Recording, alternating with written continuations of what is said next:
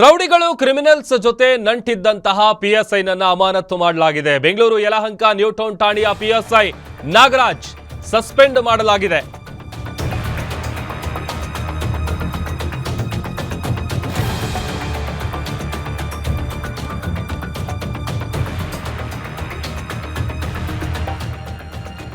ಕಳ್ಳರನ್ನ ಪೊಲೀಸರು ಹಿಡಿಬೇಕು, ಆದ್ರೆ ಕಳ್ಳರ ಜೊತೆಗೆ ಸೇರ್ಕೊಂಡ್ರೆ ಇನ್ನೇನು ಮಾಡ್ತಾರೆ?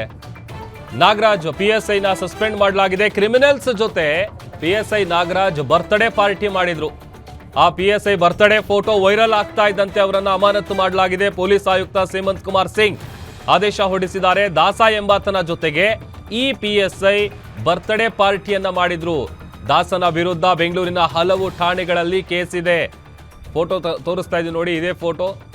ರೌಡಿಗಳು ಕ್ರಿಮಿನಲ್ಸ್ ಜೊತೆಗೆ ಪಿಎಸ್ಐ ನಂಟಿತ್ತು, ಹೀಗಾಗಿ ಅವರನ್ನ ಸಸ್ಪೆಂಡ್ ಮಾಡಲಾಗಿದೆ.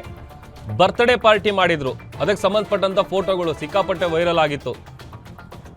ಆಮೇಲೆ ಆ ದಾಸ ಏನಿದ್ದಾನೆ ಆತನ ವಿರುದ್ಧ ಬೆಂಗಳೂರಿನ ಹಲವು ಠಾಣೆಗಳಲ್ಲಿ ಕೇಸ್ ಇದೆ.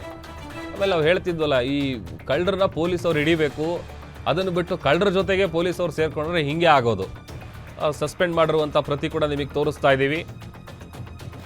ಅದರಲ್ಲೂ ಕೂಡ ಈ ಲ್ಯಾಂಡ್ ಗ್ರಾಬಿಂಗು, ಹಲ್ಲೆ, ಬೆದರಿಕೆ ಕೇಸ್ಗಳು, ಈ ಥರದ್ದೆಲ್ಲ ದಾಸನ ಮೇಲೆ ಕೇಸ್ಗಳು ಫೈಲ್ ಆಗಿದೆ.